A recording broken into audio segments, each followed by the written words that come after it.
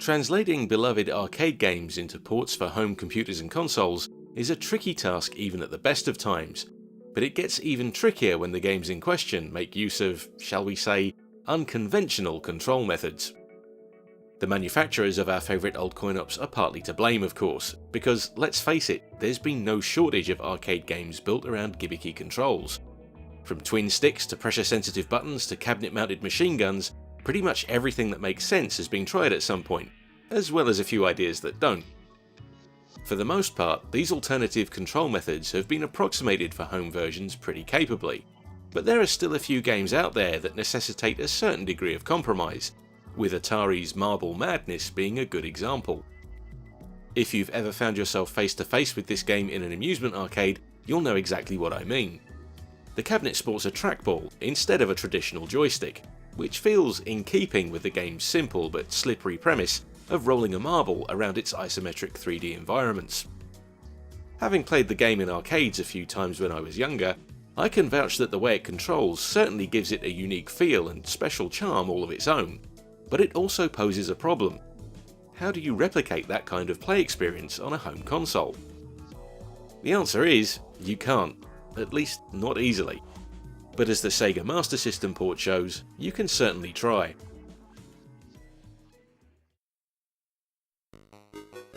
While there have been trackball controllers for computers and consoles over the years, they've never really caught on in the way that things like light guns and arcade-style fight stick controllers have, and the quality of the ones that did find their way to retail has often left a lot to be desired. The bottom line is, there just haven't been enough games released over the years that made use of trackballs to make such a thing an especially desirable accessory. And yet, the demand for home versions of games that used them in the arcade has still been there, which is kind of interesting. I mean, you might think that a game with such an idiosyncratic control method would deter developers from even attempting home conversions, but that's evidently not the case. Because, just like other arcade games that sported trackballs on their cabinets, like Missile Command or Millipede, Marble Madness has been ported to a ton of systems. Just not always especially well. The object of the game is pretty simple. Controlling a shiny marble, all you have to do is navigate from one end of each stage to the next, which sounds easy enough.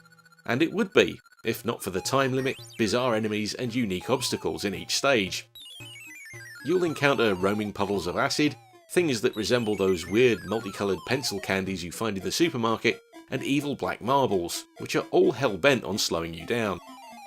Obstacles on the course come in the form of elevating platforms and wave machines, among other things, and those will force you to adapt your approach. The stage designs themselves are tricky enough without those factors added in, so what you've got here is a game that requires a good bit of skill and practice to get through, and it's one that you can sink some hours into mastering. As a recreation of its parent arcade machine, the Master System version of Marble Madness does a pretty good job. What sticks out like a sore thumb is that the player-controlled marble is missing the detail of its animated inner dots, which is a shame as, in other versions, those provide a handy visual cue as to the direction and speed of its travel. But that aside, the game certainly looks the part, and preserves plenty of the outlandish enemy characters and amusing death animations when your spherical on-screen alter ego meets its demise.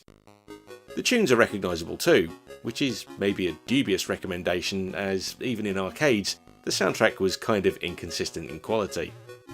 At least all 6 stages from the coin-op are here though, and that's more than some conversions on systems with more technical grunt could manage, like the dreadful Game Boy Advance version. Trust me, if that one didn't come with clacks on the same cartridge, it'd be almost completely worthless. But I digress. Generally speaking, when this game suffers a poor conversion, it's usually sunk by one of 2 equally important things. One is the control scheme, the other I'll get into later. It's an impossible proposition to approximate trackball controls on an older home console, so instead, on the Master System, Marble Madness offers players a choice of 2 control schemes, and both of these dictate how the console's dinky little joypad affects your marble's handling. You can choose between a diagonal scheme, which I personally feel makes the game an unplayable nightmare, and the normal scheme, which feels much more immediate and sensible. A tap of each direction on the D-pad nudges your marble along the different axes of the isometric playing field, which takes a bit of getting used to if these kind of games aren't generally your thing. but after a little practice, it's easy enough to get the hang of. And importantly, after you've got used to the way it handles, the real fun of Marble Madness starts to shine through. Sure enough, this is a game that you can play, beat and be done with if that's how you want to approach it. But if you do, I don't think you'll necessarily get the best from it. There's some replay value here if coming back to beat your best time through a course is the kind of thing you're into. And I think Marble Madness offers a unique experience for players in that regard. It's not like, say, a modern racing game, where you can improve lap times by learning the best racing lines and perfecting them over time. With this game, I find that even if you've got your strategy worked out to tackle each of the courses, things can still go wrong. You can come at a tricky obstacle too fast, turn a corner awkwardly, or collide with one of the patrolling critters, and it'll upset your whole run. Or you might not do any of those things. It might just be that I suck at Marble Madness. Yeah, that's plausible. There's certainly fun to be had with this Master System version of Marble Madness. And yet, when I went back to play it for purposes of this review, something about it felt off somehow. I couldn't put my finger on what it was for the longest time, at least until I looked at a few other versions of the game on other systems. But why would I do that, when surely the whole point of this review is to look specifically at the Master System port of the game? Well, because, as I said at the outset, this seems to be a tricky game to do right. And as close as this conversion comes, it was driving me mad that something just didn't feel exactly right.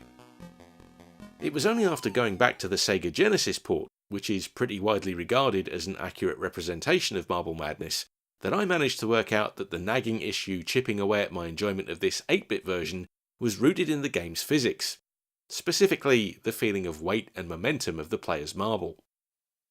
Normally, I might not consider a comparison between different versions of a game on different platforms to be fair, but given that the whole point of converting this particular game to any platform, you would think, is to recreate the arcade original as closely as possible, I think it's valid. And just to be crystal clear, when I mentioned earlier that there were two things that can sink any version of this game, this matter of marble physics is the second one I had in mind.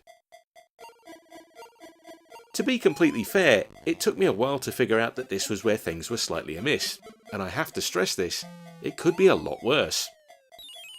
To give the point I'm making here some perspective, if you're not especially familiar with Marble Madness, playing this port of it, you might never cotton on to the fact that it doesn't handle quite the way it should. But for me, it's one of those things where, once I'd twigged that it behaved just a little bit differently than it ought to, I couldn't quite enjoy the game as fully as I wanted to.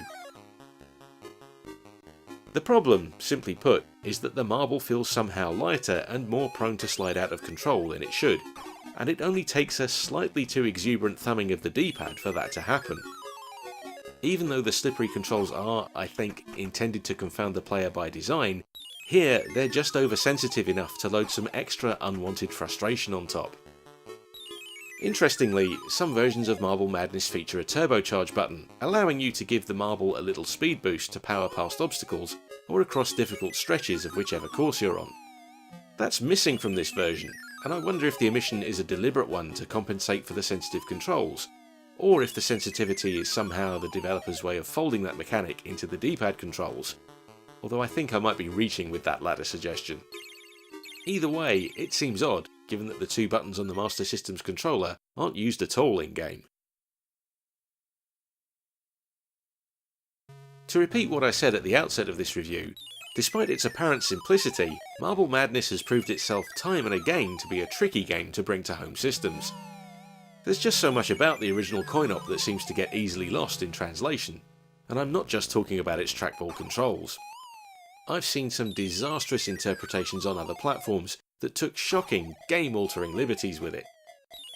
This Master System version, though, can at least claim a close enough resemblance to the original, as well as something of the same addictive quality. It's just that it's not quite there for me, and when judged alongside some of the better conversions this game has enjoyed, like the aforementioned Genesis port, it's a difference that starts to feel much more pronounced. Is it worth getting hung up over, though? Well, I guess even making that kind of comparison poses certain other questions, like how obsessive a fan of Marble Madness in particular you might be, and whether comparing different ports of the same game across different systems is your idea of a good time. You might just want to kick back and enjoy a decent conversion of a classic arcade game, and if you choose to do that with this one, on this console, you'll have a pretty good time. It's perfectly playable in its own right, and it's certainly not bad. Just be aware though that what you'll be sitting down with is exactly what I described. A decent conversion, rather than a truly great one.